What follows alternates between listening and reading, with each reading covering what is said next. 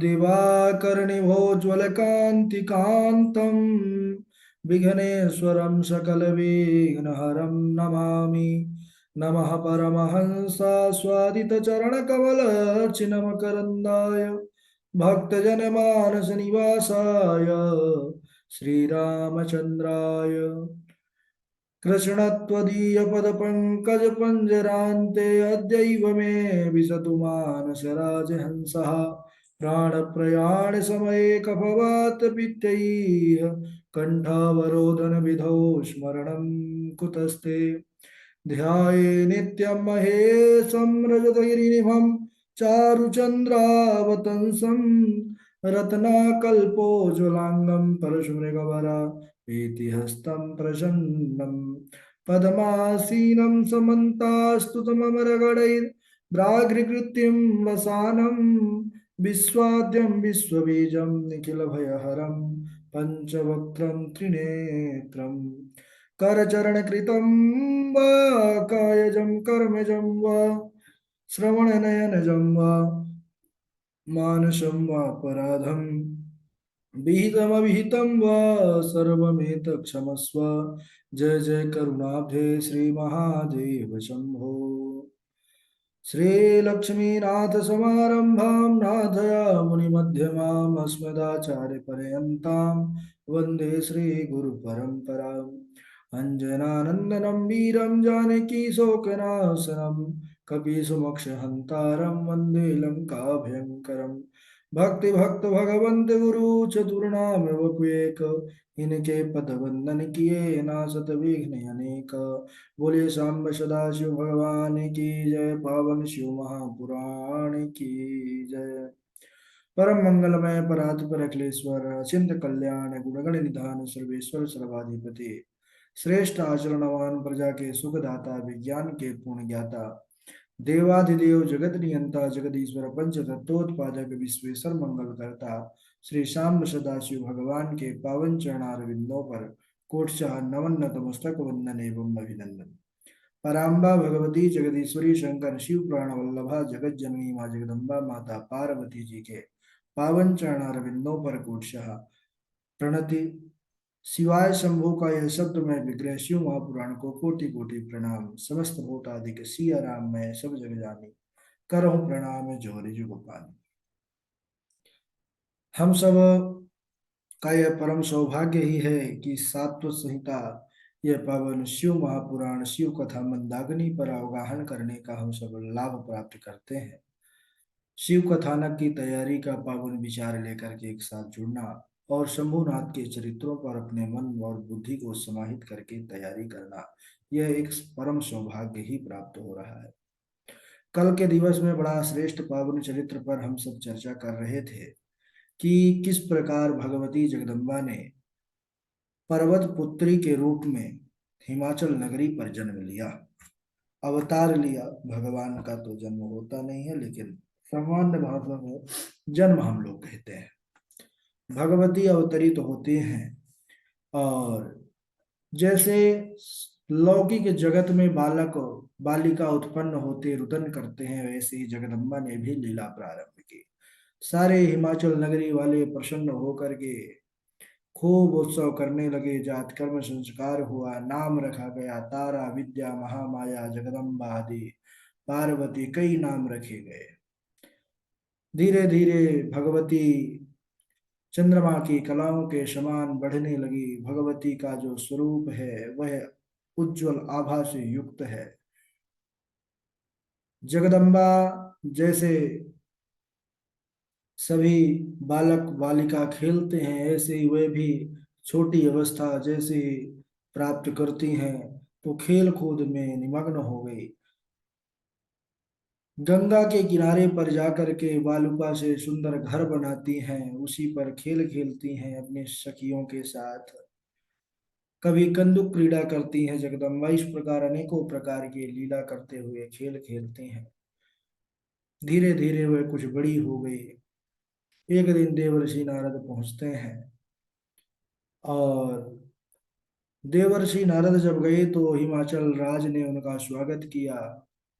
उनका पूजन किया। अपनी पुत्री पार्वती से भी कहा कि ये महाराज देवताओं के ऋषि नारद हैं, इनको आप नमस्कार करिए। पर्वतराज ने कहा कि हे देवर्षि, यह मेरी पुत्री पार्वती है। आप तो त्रिकालज्ञ हैं, सब कुछ जानने वाले हैं, थोड़ा सा इसके हाथ की रेखा देख करके कहिए तो सही कि इसका भविष्य कैसा होगा। जैसे ही देवर्षि नारद ने हाथों की रेखा देखी, वैसे ही देखते हैं कि यह तो महाराज साक्षात जगदम्बा है। इसके समान महासाध्वी संसार पर कोई अन्य नहीं रहेगा। यह सब प्रकार से सभी गुणों से शुभ लक्षणों से युक्त है। लेकिन महाराज एक विलक्षण रेखा दिखी उनके हाथ पर। कहने लगे कि सब उत्तम है, लेकिन एक विलक्षण रेखा है। बोले कैसी विलक्षण रेखा?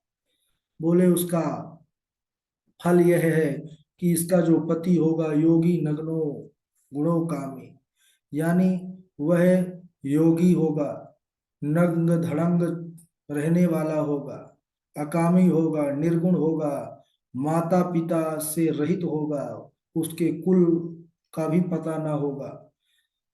तो बोले महाराज ऐसा पति मिलेगा? बोले हाँ। और हमारी पुत्री राजकुमारी इतनी सुंदर, ऐसा विचित्र पति इसको मिलेगा, तब तो ये बड़ी दुख की बात है। दुखी हो गए महाराज। तब निवेदन किए कि महाराज कोई उपाय तो नहीं है? जैसे ज्योतिषाचार्य होते हैं ना, बता देते हैं बड़ा भारी तुम्हारे भाई कुंडली पर ये ऐसा बड़ा दोष है। तो फिर हम लोग डर करके, और डरना स्वाभाविक है, डरना भी चाहिए। तो महाराज क्या कोई उपाय है? तब कहते हैं हाँ उपाय है। ये उपाय साधन पूजन किया जाए तो ये दोष कम हो सकता है। इसका प्रभाव जो है वो तो रहेगा जो है, लेकिन उसका प्रभाव जो है आपको परेशान नहीं करेगा, जीवन में आपके उथल पुथल नहीं होगी। तो ऐसे ही कहने लगे कि ये विलक्षण रेखा है, पति ऐसा ही मिलेगा इसको, लेकिन एक उपाय है। बोले महाराज जल्दी कहिए। बोले तो सुनिए, अगर उस उपाय को कर लेंगे पति तो वैसा मिलेगा, क्योंकि ये विधाता की लिपि है, इसको मिटाया नहीं जा सकता। लेकिन तादृशोस्ति वरः शंभु लीला रूप धर प्रभु कुलक्षणानि सर्वाणि तत्र तुल्यानि सद्गुणैः। लेकिन ये सारे कुलक्षण महाराज वैसे संसार के लिए तो कुलक्षण है, लेकिन यही शंकर जी में भी विद्यमान है, लेकिन उनके यहाँ कुलक्षण नहीं, लक्षण में परिवर्तित हो जाते हैं। और लक्षण बस नहीं, बोले महाराज शुभ लक्षण में गिने जाते हैं। बोले कैसे? बोले प्रभौ दोषौ न दुखाय दुख दोत्य प्रभौ ही सह रवि पावक गंगा नाम तत्र गेया निदर्शना।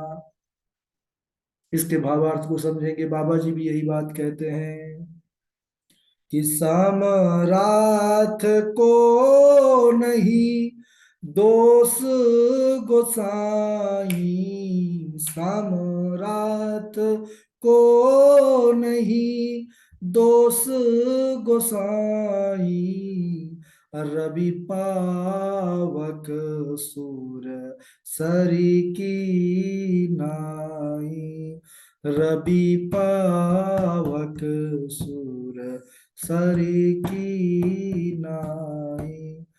यानी जो समर्थवान होता है उसको दोष उस पर नहीं देखा जाता। प्रभौ दोषौ न विद्याय। बोले इसके लिए सूर्य का, अग्नि का, गंगा का दृष्टांत जानना चाहिए। हाँ। बोले जैसे अग्नि सब कुछ भक्षण कर लेती है, क्या स्वयं को लिप्त करती है? अग्नि के लपटों में क्या वह बना रहता है पदार्थ? बोले नहीं, वह तो भस्म कर देती है, अपना स्वरूप में वह उसी प्रकार रहती है। ऐसे ही हमारे शंभुनाथ भी हैं, नंग धड़ंग घूमते हैं, लेकिन महाराज उनके जैसा कोई दूसरा भोलेनाथ से निराला कोई और नहीं, शंभुनाथ से निराला कोई और नहीं। बोले कि बिना कुल के होकर के भी वे सबके एकमात्र जो है परम पिता है, पर ब्रह्म है। अगर वह शिव ही पार्वती को स्वीकार कर ले, पार्वती पति बन जाए, तो यह कुलक्षण भी शुभ लक्षण में परिवर्तित हो जाएंगे महाराज। अरे बोले धन्य है महाराज, आप जैसे जो है ज्योतिषाचार्य हो तो कहना ही था। नारद जी प्रसन्न हो गए, बोले जय हो। हाँ, बोले कि हे राजन, लेकिन एक बात और सुन लो, शंभुनाथ ऐसे ही पति नहीं मिल जाते हैं जल्दी। बोले कि वह शंभुनाथ तपस्या से ही प्राप्त होते हैं, बड़ी तपस्या करनी पड़ती है। अगर शिवा, यह आपकी पुत्री पार्वती कठोर कठोर दारुण तप करेंगी तो वह प्राप्त हो जाएंगे। इस प्रकार नारद जी तो कह करके चले गए। अब कुछ समय बाद एक बार मैना ने हिमाचल के पास आकर के प्रणाम करके कहा, क्या कहा, अपने पति देव से कहने लगी प्रेम पूर्वक कि हे महाराज, अब पार्वती बड़ी हो गई है, पुत्री बड़ी हो गई है, विवाह होना चाहिए। विवाहम कुरु कन्यायाः सुंदरे रमणेन ही, यानी कि विवाह के लिए कोई सुंदर वर, कोई सुंदर दूल्हा ढूंढो। हिमाचल राज ने कहा कि अरे भगवान, तूने सुना नहीं थे, सुना नहीं जब वो आए थे बाबा जी बीड़ा बजाते हुए, उन्होंने कहा था कि कैसा पति मिलेगा, अब बदला जा नहीं सकता है, और तू व्यर्थ में ही जो है परेशान हो रही है। तो नारद जी के वचन कभी असत्य नहीं हो सकते हैं। यदि तू अपनी पुत्री से प्रेम करती है तो अपनी पुत्री को कह कि भगवान रुद्र की प्रसन्नता के लिए वह तप करने के लिए जाए। जब भगवान रुद्र प्रसन्न हो जाएंगे, उसे अपनी पत्नी रूप में स्वीकार कर लेंगे, तो उसके जो बुरे बुरे लक्षण हैं, यानी तो वह शुभ लक्षणों में परिवर्तित हो जाएंगे, कुलक्षण शुभ लक्षण में हो जाएंगे। इतना सुन करके मैना प्रसन्न हो गई, किंतु जब अपनी पुत्री को देखा कि अरे ये तो बड़ी सुकुमारी है, इसके सुकोमल कर कमल, सुकोमल चरण कमल और सुकोमल हस्त कमल, यह कैसे तपस्या करेगी। मन बड़ा व्याकुल हो गया महाराज, वन के दारुण दुख ये कैसे सहन करेगी। आंखों से, माँ है ना, ममता की भरी होती है, आंखों से आंसू की धारा चलने लगी। लेकिन वो नहीं जानती है कि मैं तो माँ हूं इसकी, और ये जगत की माँ जगदम्बा है। आहा, मुख से वाणी निकल ना सका मैना के, और मन का भाव जानने वाली भगवती ने, जो तो सबके हृदय पर निवास करने वाली आदि जगत शक्ति है, उन्होंने मैया के कष्ट को देखा, तो समझा करके मैया को ही धैर्य देने लगी। धन्य है भगवती। क्या कहती हैं मैया पार्वती ने कहा कि मातः शृणु महाप्राज्ञे अद्यतने जमुहूर्त के सत्रौ दृष्टो मया स्वप्न तम वदामि कृपाम कुरु। हे मैया, हे मेरी मैया, सुनिए, आज रात्रि के ब्रह्म मुहूर्त में मैंने एक स्वप्न देखा है, उसे बतलाती हूँ, आप श्रवण करिए। हे माता, एक दयालु, एक तपस्वी ब्राह्मण ने मुझे शिव के निमित्त उत्तम तपस्या करने का प्रसन्नता पूर्वक उपदेश किया है। वो कौन थे? वो ब्राह्मण हमारे नारद जी महाराज ही थे। यह सुन करके मैना ने कहा, शीघ्र ही अपने जो है परमेश्वर पति को बुलाया, और पुत्री के देखे हुए स्वप्न का पूर्ण रूप से उनको बतलाया समाचार।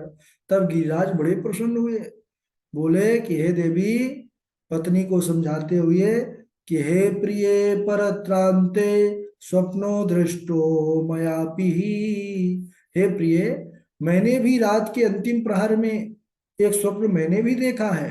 सुनो, नारद जी द्वारा बताए गए वर अंगों और शुभ लक्षणों के धारण करने वाले एक परम तपस्वी प्रसन्नता के साथ तपस्या करने के लिए मेरे नगर के निकट आए हैं। तब मैं अति प्रसन्न होकर अपनी पुत्री को साथ लेकर वहां गया। उस समय मुझे ज्ञात हुआ कि नारद जी के द्वारा बताए हुए वर स्वरूप शंभुनाथ यही हैं, जो यहाँ पर चल करके आए हैं। यह स्वप्न कह करके गिरिराज मैना शुद्ध चित होकर कुछ काल पर्यंत स्वप्न फल की प्रतीक्षा करने लगे, क्योंकि ब्रह्म मुहूर्त का स्वप्न सत्य होता है। अब ब्रह्मा जी बोले कि हे पुत्र नारद, उधर भगवान शंकर अपनी प्राणेश्वरी सती जी के विरह में व्याकुल होकर के अपने गणों से श्री सती जी के अनेकों गुण एवं उनकी सुशीलता आदि का वर्णन करते रहते थे कि मेरी सती ऐसी थी, मेरी सती वैसी थी, अब नहीं है, अपना शरीर त्याग दी। और कुछ दिन कैलाश में रहे और फिर क्या हो गए, बोले दिगंबरो बभूवथ त्यक्त्वा गर्हस्थ सदगतिम। अब बोले जब घर वाली नहीं रही तो काहे की गृहस्थी, गृहस्थ को त्याग दिया बाबा ने, और बोले क्या बन गए, बोले दिगंबर हो गए हमारे बाबा। शंभुनाथ का चरित्र भाई बड़ा आनंददायक। हाँ, घर वाली से घर है तो घर छोड़ो, अब जब घर वाली चली गई तो दिगंबर हो गए बाबा। और कहने लगे ऐसे दिगंबर हुए कि वस्त्र भी त्याग दिए, नंग धड़ंग घूमने लगे भाई, भजन करते हुए, हाँ, प्रभु का सुमिरन करते हुए।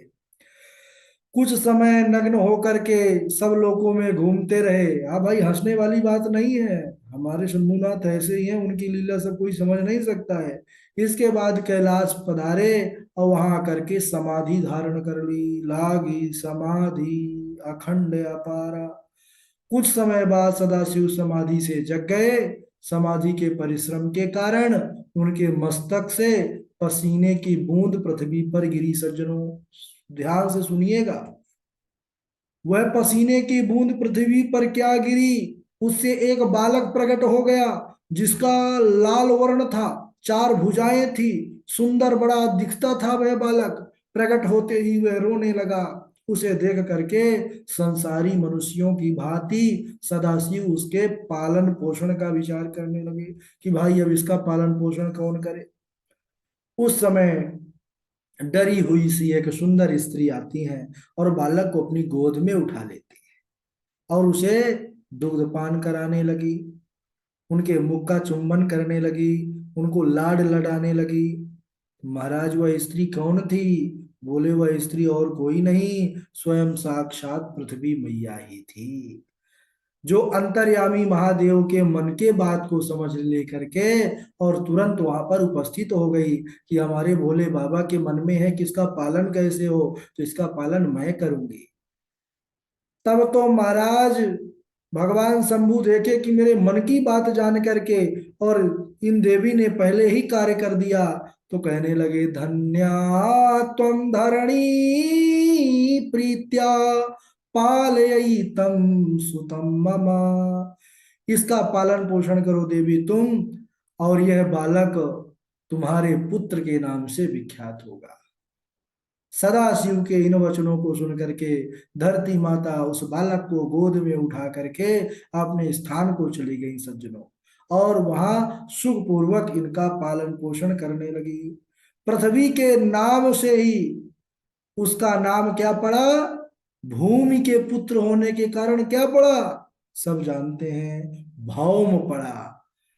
यही भाव युवावस्था में आकर काशीपुरी में बहुत सा समय भगवान शंकर की तपस्या में बिताया महाराज। इसके बाद उसने शुक्र लोक से भी ऊपर का लोक प्राप्त कर लिया। तो भौम यानी मंगल, तो यह पृथ्वी के ही पुत्र है महाराज, यानी है तो सदा शिव के पुत्र, शिव ने ही सब कुछ बनाया है, ब्रह्मांड उन्हें ने ही बनाया है, ग्रहों की रचना भी उन्होंने ही की है, लेकिन पृथ्वी द्वारा पालित होने के कारण भूमि पुत्र भौम कहलाए। तो बोलिए सदाशिव भगवान की जय। अब आगे चल करके बड़ा आनंद आने वाला है। बाबा की बड़ी विचित्र बारात है महाराज, और बारात में तो हम सब जाएंगे, और साथ में डॉक्टर साहब भी हमारे जो है तो नाचते हुए चलेंगे। बारात में बाबा के आनंद ही आनंद है, और बाबा जी बन करके ही चलना है हम लोग को। तो ठीक है, आज यहीं तक, आगे का प्रसंग हम अगले दिवस श्रवण करेंगे। हाँ, अब यहाँ से तो रोचक ही प्रसंग है, रोचक ही रोचक है। श्लोक कल काफी ज्यादा हो गए थे, लेकिन चलिए जितने भी हैं आप लोगों को सुना दीजिए। पहले तो हमारे डॉक्टर साहब ही सुनाएंगे, और फिर कार्तिक जी सुनाएंगे, कार्तिक जी के बाद फिर धारणा चैतन्य जी, क्योंकि आप तीन ही लोग हैं, बाकी लोग के पास समय नहीं है कि कक्षा में जुड़ सकें, और वो बाद में अपना तैयारी करते रहते जी। राधे राधे गुरु जी। हैं। राधे राधे डॉक्टर साहब। हर पत्नी भविष्यामि सगुप्ता मतमात्मन, अद्भुता शिव लीला ही ज्ञानी नामपि मोहिनी, अद्भुता शिव लीला ही ज्ञानी नामपि मोहिनी, चैत्र मासम समारंभ है सप्तविंशति वत्सरान, शिवाम सम युज्यामाशा पत्यार्थिन यन वहम्रता, वरम ब्रूहि समासा महासाध्वी यत्ते मनसि वर्तते, सुप्रसन्ना च तपसाम तवाहम गिरि कामनी, प्रथमं सव पुत्रा मे भवन्तु जगदम्बिका, प्रथमं शतपुत्रा मे भवन्तु जगदम्बिका, शतपुत्रा संभवन्तु भवत्या वीर संयुता, यत्ते को बलवान मुख्यः प्रथमं संभविष्यति, सत्यर्थे सत्य सुप्रीते सत्ययोनि च सत्यता, सत्य भक्ते सत्य नेता प्रपन्न शरणम चते। राधे राधे गुरु जी। हाँ राधे राधे। और इनके बाद डॉक्टर साहब आज सुनाएंगे हमारे कार्तिक जी। जी गुरु जी, राधे राधे चरण स्पर्श। हाँ राधे राधे। जी। अतः प्रभृति लोकेश मन्ये तेषादयं हरिः, मम वद्यः स्वयं विष्णुर्जातः सर्वः शृणोति हि। अतः पित्राज्ञा देवी स सीता लक्ष्मणः सती, आगतोऽहं वने चाद्यं दुःखितो देवतो भवम्। रे रे षट् महामूढ दक्ष दुष्टमते त्वया, यज्ञबाहो हि मे स्वामी महेशो हि कृतः कथम्। धन्यवाद गुरु जी। बहुत अच्छा। हाँ धारणा चैतन्य जी। राधे राधे आचार्य जी। राधे राधे। हे हरे हे विदे देवा मुनयश्च गतव्यथाः, सर्वे शृणोतु मद्वाक्यं प्रसन्ना नाहं न संशयः, अद्भुता शिवलीला हि ज्ञानिनामपि मोहिनी, चैत्रमासं समारम्भ सप्तविंशतिवत्सरान्, शिवा सम्पूजयामास पत्यार्थेन्यन्वयं नवहं रताः, वरं ब्रूहि महासाध्वी यत्ते मनसि वर्तते, सुप्रसन्ननाच्च तपसा तवाहं गिरिकामिनि, प्रथमं शतपुत्रा मे भवन्तु जगदम्बिके, सूता भव मम शिवे देवकार्यार्थमेव हि, तत्रैका बलवान् मुख्य प्रथमं संभविष्यति। राधे राधे आचार्य जी। बहुत अच्छा। चलिए आज वक्तव्य